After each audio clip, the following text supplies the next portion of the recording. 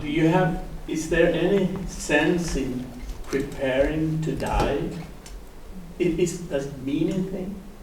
In the old days they had this ars moriendi, the art of dying. Mm-hmm. Is there such a thing? In most of the classical cultures that have achieved a liberating capacity, there is a preparation.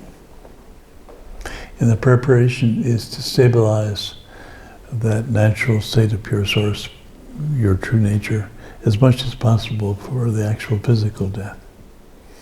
So that when you die, most of us have a brief flash of that natural essence of our being, the clear light aspect. And if during your lifetime you've been able to stabilize that to some degree and be in that much of the time, you're really ready for the big release of the physical body. And you're able to achieve liberation upon death, in that case like that. So that's the advice of many of the Greek classical traditions. So whether it's to realize your true nature in this lifetime for the benefit of all beings and helping others achieve a much deeper connection to the family of life, which is one of the results of the process, way of nature process. Or you want to prepare for the inevitable death of your physical form in this lifetime. Either way, the correct medicine is stabilizing deep recognition of your true nature. Does that make sense? Good question. Some other question? The question was, what's the difference between a nature quest and a sacred passage and a vision quest?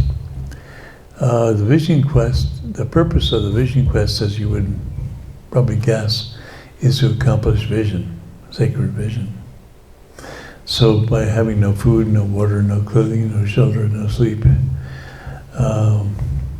3 to 5 days, believe me, you will have vision if you really do that. I put people out every year that way, but only after they've prepared extensively with other way of nature retreat processes. And what comes through is a kind of vision which usually is appropriate for that individual in the context of themselves in that lifetime, in that moment, or that moment. Vision has a very important role to play in a lifetime if we're open to it. The purpose of a nature quest or a sacred passage is a little different. The intention there is to provide authentic and deep connection to outer nature and the family of life, to inner nature and what's authentically going on in you, including your demons, your shadow aspects, your blockages, and also these immense gifts that you have in these 9 experiential fields of life. And then finally, to realize the true nature aspect of your being, which is the liberating level of the process. So in a way, the nature quest and sacred passage are much gentler. You can go out, you can have a small tent, you can even eat lightly if you wish, or you can choose to fast using, we often recommend the master cleanse as a technique because it allows you to not feel hungry when you're on the solo time. If you use the master cleanse, it makes it very easy to fast. And you get some of the advantages of lightening up on food intake and freeing up from spending so much time around eating. And it's a simple mixture of lemon, maple syrup, cayenne pepper. And cayenne pepper. It's been used for a long time. So the goal is really to become familiar with those 3 nature aspects, outer, inner, and true, and to make a deep connection with those, and to accomplish the journey into those as deep and as authentic as you can go. And we find some people, after doing some nature quest and sacred passage work, they're almost there, but then they elect to do a 28 or 44-day solo where extremely deep and profound levels of realization usually happen. But even a sacred passage can be profoundly liberating, or a nature quest. But there is that difference. One is pointed towards realizing the three natures. The other one is pointed towards accomplishing vision, authentic vision. Good. Vill du fortsätta? Yeah, one following question. Yeah. What do you think is actually leading to the vision? Is it like to not, for example, not drinking water for In the case of the vision quest. what is it?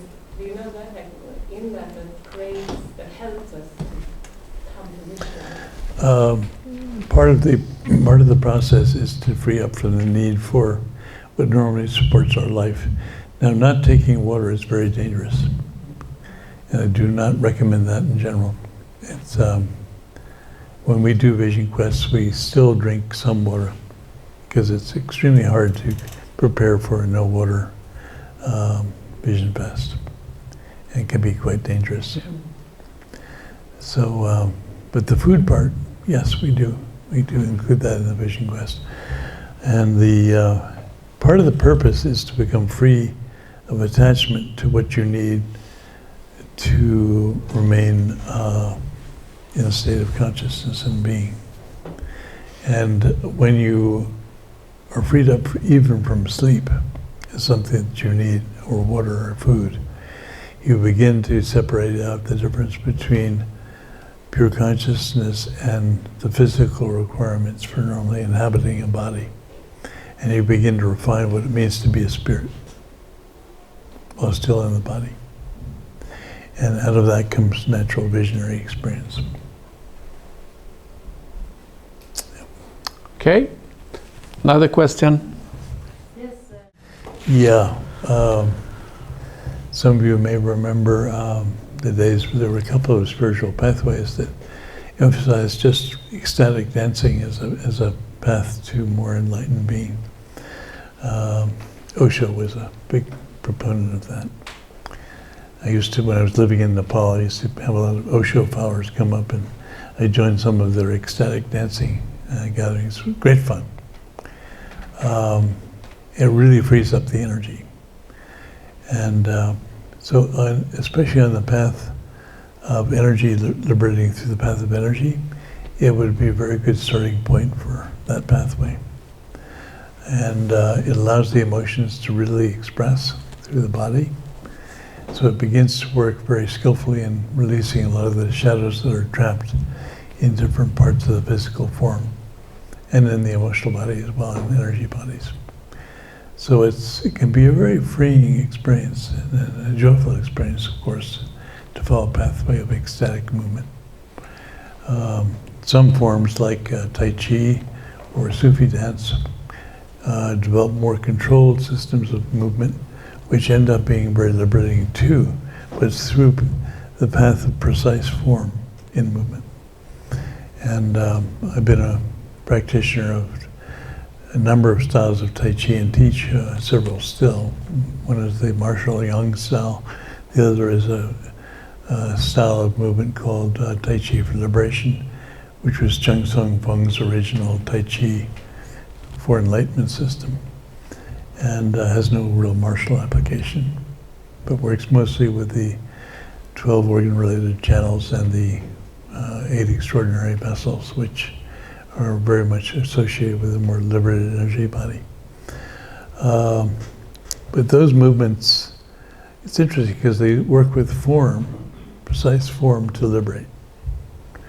And so initially you have to be very precise in the movements and almost achieve a kind of perfection. And then as that begins to be accomplished, the movement itself, it becomes so liberated and free that anything goes. But you don't start out like that. And that's through the path of precise form movement aspect. It's quite interesting. For that reason I love the various movement pathways, from the ecstatic to the very precise. But they're quite different pathways. Yes? Yeah, okay. Yeah, Annika? Hi. Hi. I'm curious from a Tai Chi perspective, how do we actually generate energy? Well, I highly recommend spending time in nature when you're doing Tai Chi, whether it's a martial aspect or a non-martial type, and really opening the by-way points in the crown. So there's a very clear connection to the heavens, and really opening the K1 points, the bubbling spring points in each foot, so it's authentically connected to the body of Mother Earth and can receive the chi and the energy from Mother Earth. And then spending some time developing a connection to the authentic lower dantian. That's the field of the elixir, or the sea of chi, as we sometimes call it. Located directly above the perineum and about 3 finger widths below the center line that runs from an area of the navel down about 3 finger widths. And if you have a line running across the body, through the body to the back, right along that line, directly above the perineum, is the precise point for the lower dantian, the authentic one. And the more you can develop that, the more you can begin to store the energy in that lower dantian and begin to, which serves as a kind of battery for the body. And that can be very helpful in a number of ways on the path of energy, especially. Yeah. Yes, I'd like to ask your perspective when it comes to going out in nature and meditating. Yes. I almost always feel like going by myself, probably because I can relax totally and go inside fully, but sometimes with other people, but I guess there's a different quality when doing that with other people. How do you experience the different qualities of that? Yeah. So when you go out into nature, how do you practice? How do you cultivate? When I'm out in nature, what I do is sitting in silence by a tree, or just lying on the ground, touching the ground. Yeah, well, the beautiful thing about that is you're not having other humans to distract you from making a deep bond with nature. So there's a lot to be said for that. But it can be also good to not get too attached to that and alternate with spending some time with the human community as well, doing that together. Because what happens when you have the human community, you create a field effect that's shared from those going out. If you have a similar intent to do that and bond with nature, then the field of the human cultural reality can actually support going deeper. But if there's not a common intent for going out together, then it's weakened and can distract you from those deep connections instead of supporting. So if you've got some good friends who are on the same path, it might be interesting to go out together with a similar intention. Thanks. Sure. Stuart. Could you speak to this, let's say you're a group starting an intentional community and you're beginners and all this. How would you speak to intention plus collaboration? What processes might you use to get the group together and moving in the right direction? Well, in my experience, it's really important to have a shared spiritual intent in a community. That spiritual intent can be very supportive of going through all the shadow work, which absolutely, definitely, no question about it, is going to happen when you form an intentional community. You will go through shadow work, so get ready for the ride. Yeah. Unfortunately, many of the spiritual communities get sucked down into the murkiness of the shadows because they haven't prepared for that to arise. They go in with very idealistic ideas. The spiritual community is extremely powerful as a support system when there's a shared agreement that you're going into this and to support each other as you move through your shadow stuff. But that's really intense work. As I mentioned, we've just finishing 4 years of doing that as a spiritual community with a focus on shadow transformation as we make that journey. And we started that in mid-2019. And then, of course, COVID came along and provided an extraordinary context for having to work with it.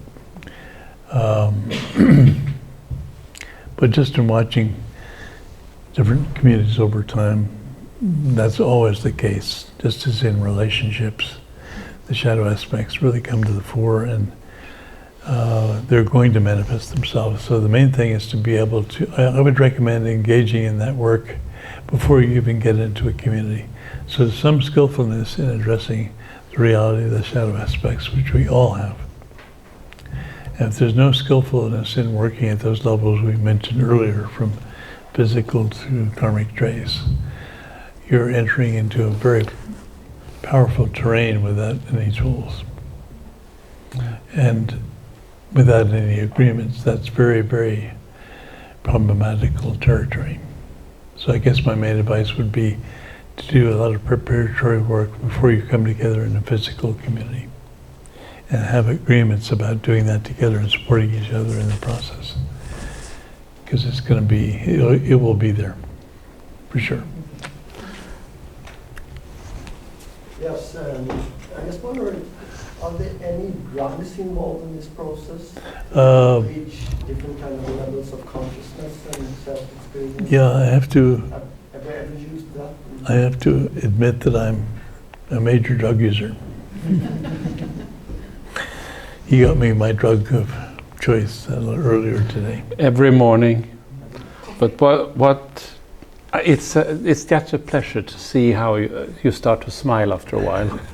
You know, that happy smile that comes after a drug, you know, and especially that, and that's even named by or actually for John in a special coffee shop in Creston, Colorado, right?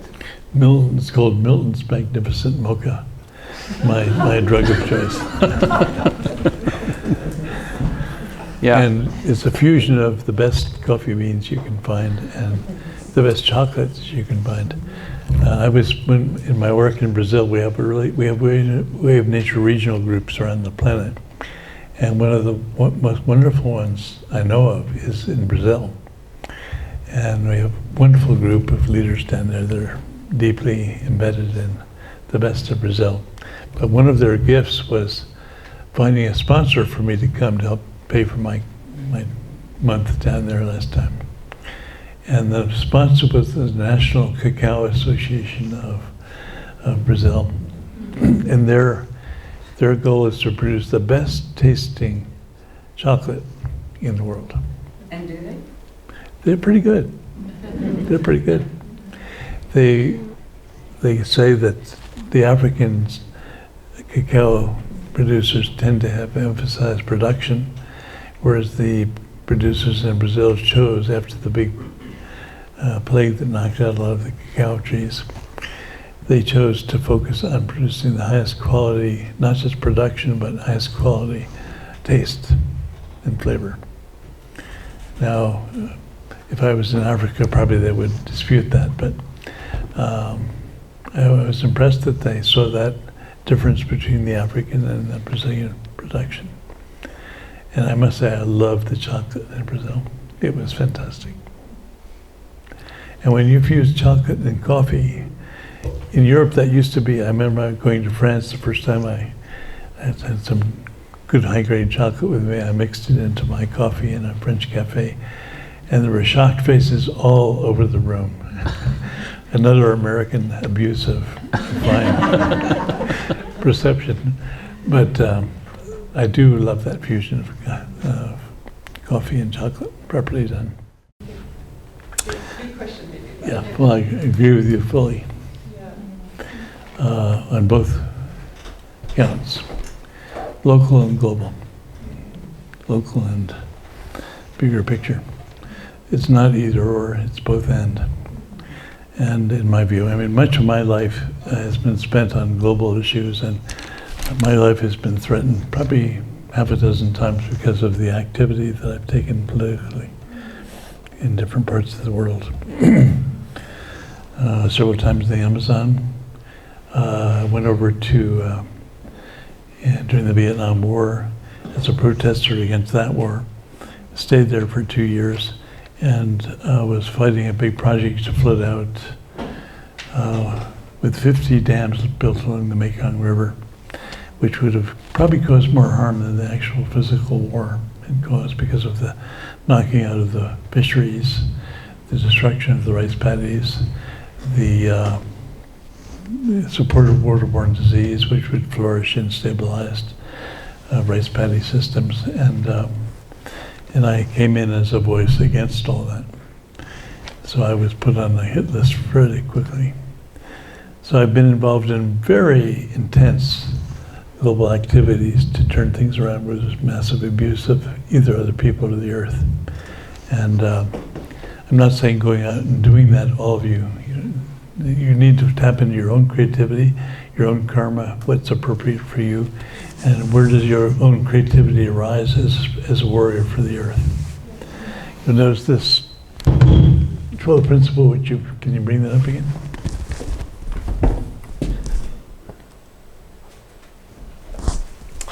Serve as a warrior of the open heart, unconditionally loving heart, and source awareness for the liberation of all beings. That includes things like the craziness going on right now, both around climate and the wars.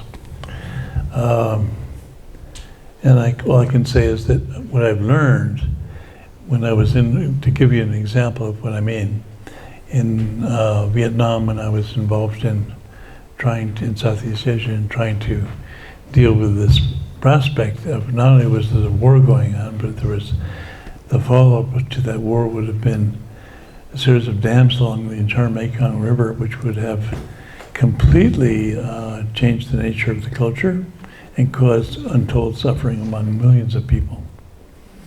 And it was a question of, do I put my own life on the line, or do I speak out and speak for a better life for all those people?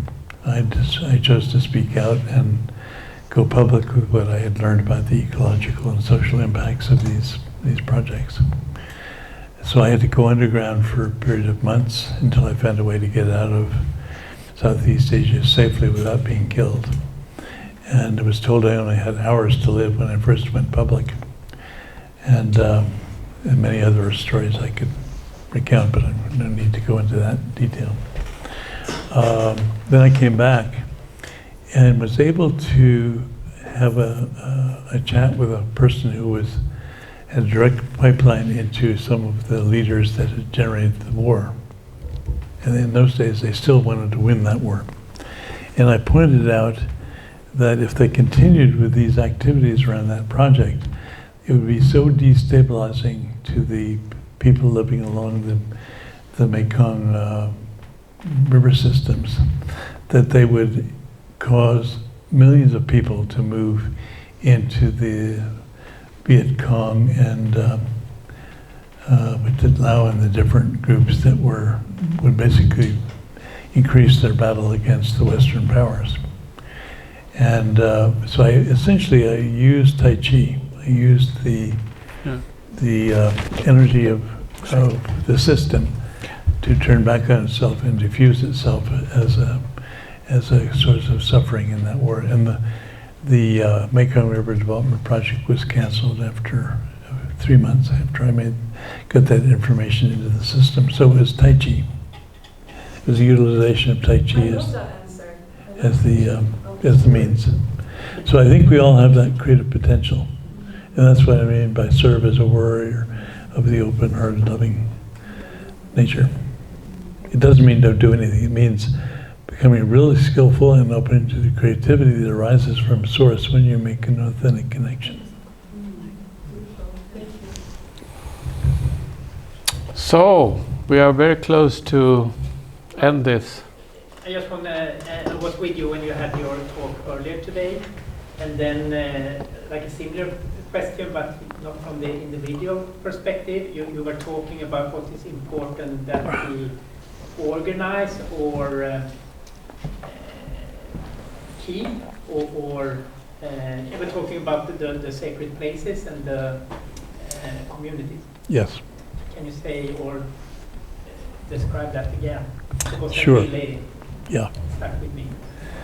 I think you're referring to when we're describing one of the things that we've been doing at the Way of Nature Fellowship is establishing a series of protected areas which can serve as churches or temples of the earth, where you can go and take a deep dive into what we've been sharing here today.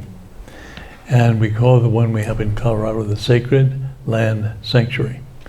It's a place that has many ancient archaeological sites that we're in the process of preserving, stone chairs that have an amazing capacity to bring through inner insight when you sit in them. And so we're engaged in quite a process now to raise the funds to preserve these sacred lands as an example of what indigenous cultures have always done, which is make sure they protect their sacred areas in nature, the places that have very special potency and power. The earth has meridians and chakras just like we do in our human bodies. And we've been able to find some of these special places on the planet. Really all nature is sacred, but some places have an extremely strong potency and capacity. So the Sacred Land Sanctuary is one of these places.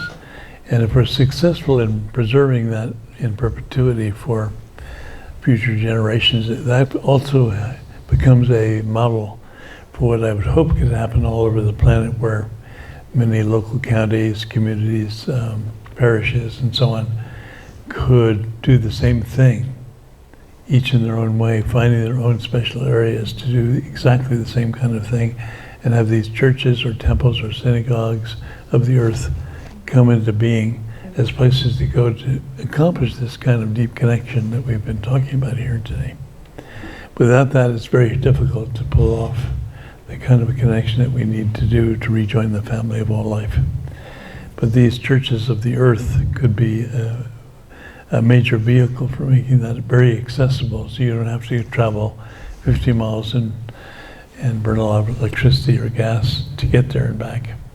But you've got it right nearby, in your own county, your own metropolitan area even.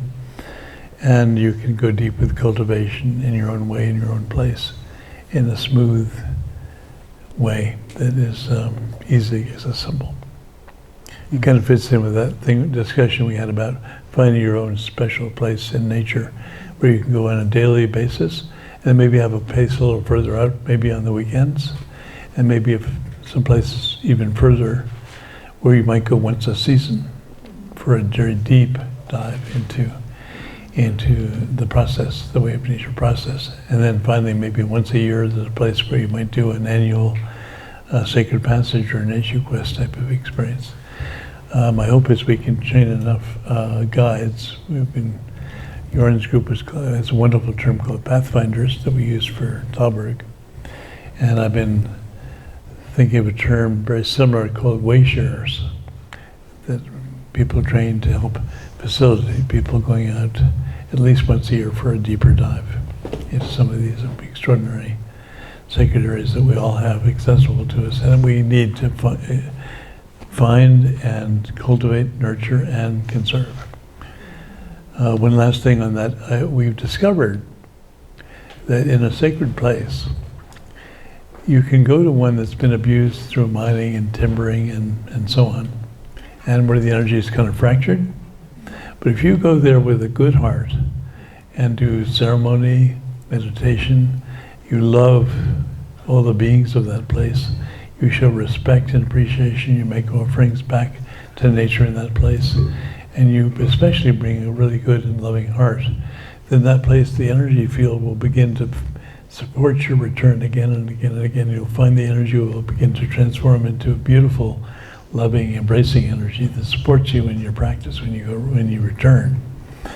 And that was one of the most beautiful things we discovered at this model we're trying to develop in southern Colorado. It's very hard to think of in modern times with contemporary modern culture of where we have set aside special sacred places in nature because of their inherent sacredness. Mostly we do it for biodiversity, for watershed protection, for a variety of human purposes. but it's very rare to find what the indigenous people have always done, which is preserve sacred sites in nature because of their inherent sacredness. And that's what we're doing in Colorado. And that hopefully is a model that can spread planetary-wise. Good question, thank you. Okay, sis. Do you want to say something about the nature quest in Vålådalen? Is it? You mean that's coming? Yes, it's coming. Yes, we. Beautiful. Yeah. Actually, it's we are fortunate to have a place that will be the hub for Way of Nature Scandinavia, or Sweden at least, up in Jämtland. And John is traveling tomorrow up to Östersund and to my brother-in-law and his new girlfriend, and they bought a farm. Häggsjöbränna gård is the name. So you can check it out, and John will do two programs up there, right? Yeah, one is focused on Tai Chi and the other is a regular passage. And I think there's a couple of spaces left. Yeah, so if somebody has nothing to do the coming weeks. Yeah, okay, one or two more, but then we have to. And you can go, by the way, to the Way of Nature website, Yeah. wayofnature.com, and find the programs listed there. Yeah. Not just for Sweden, but also for The rest of the world. Holland, and then after that Tuscany, and after that Spain. Right, yeah. My husband wanted to be here, but he couldn't. So I see that you're videotaping. Where will this videotape be accessible? Magnus, what do you say? We will post it on social media from the Ekskäret Foundation, Okay. and also post it in our next newsletter. Okay. Thank you. Yeah. Well, I want to connect with a question. I watched an interview with you from the Tedberg Foundation 10 years ago. Wow. And the final question was, and you mentioned earlier future generations and the healing. The question was, what do you think about the future? Is there hope? This was in regards to the tipping point and how we are dealing with all these issues in different ways. And you seemed quite optimistic then, 10 years ago. Oh, what did I say? What did I say? Well, you said there is still hope to shift things around so that we don't tip over. It seems, this is 10 years ago, and it seems like we're tipping closer and closer to, I mean, we're already tipping to the point where the ecosystem is not going to be able to balance itself up again. Are you still optimistic? Depends on your perspective, I guess. I'm optimistic for Mother Earth. Yes. I think she will. I think she will get through it. Yeah. As far as our species is concerned, Homo, what are we called? Sapiens, right? It is sapiens? It is. What does sapiens mean? Knowing. Knowing, wise, conscious, and so on and so forth. A few years ago, I was sharing with Joran just a couple of days ago, as a biologist, ecologist, I guess I have as much of a opportunity to name a species as anybody. You know, that's part of what we do as scientists. And I was taking a look at our species. And it occurred to me, maybe we haven't quite lived up to our species name, sapiens. And the wise hominid. And I thought a little more, and I said, well, what is our behavior? Well, we seem to be really good at ignoring fundamental spiritual and ecological truth. So I took the liberty of renaming our species, at least for myself, Homo ignoramus, the hominid that ignores spiritual and ecological truth. But we have some hominids that have been superb at accomplishing an ecological harmony in the indigenous cultures. They're not all perfect, but many of them have established quite a bit of harmonious integration with the big family. So I offered the name Homo Sustainabilis to those great cultures. And then I realized we'd had some great liberated masters that have realized a very high level of being. One of my favorites is the Virgin of Guadalupe in Mexico. Another would be Christ and the Buddha in modern times. One of my teachers was a wonderful master named Dilgo Khyentse Rinpoche, a Tibetan teacher, and he was extraordinary, fully realized. And so for these amazing beings that have shown our potential, maybe the term Homo liberatus would be appropriate. So we have three subspecies in a way. Homo ignoramus, if we don't realize. Homo liberatus, if we become fully realized and accomplished. And Homo sustainabilis, for those of us that have accomplished some level of harmonious interaction with the rest of life. I don't know if that answers the question, but it is on the table whether our species is going to make it. That's clear. Okay. I have the question, how to find you in Jämtland? And I just want to say that you can find it on the webpage. The name is, the place is Häggsjöbränna. And if you look at haggsjöbränna.com, also häggsjöbränna.com. And then you can find Wilderness Zulu, and then you have both of these events. You can find it on the page. Yes, as far as when I last looked at the website, I saw in the Way of Nature website, which is wayofnature.com, they had the Sacred Passage program, and they also had the Tai Chi retreat, which will feature Tai Chi for Liberation, by the way, which is a Tai Chi form that is very rarely shared in the West. I was one of the lucky people to receive that some years back. It's a purely liberation-oriented or Tao realizing Tai Chi form, totally spiritual in intent. And it works especially with the 8 extraordinary vessels, for those of you who are familiar with Taoist alchemy and Chinese medicine.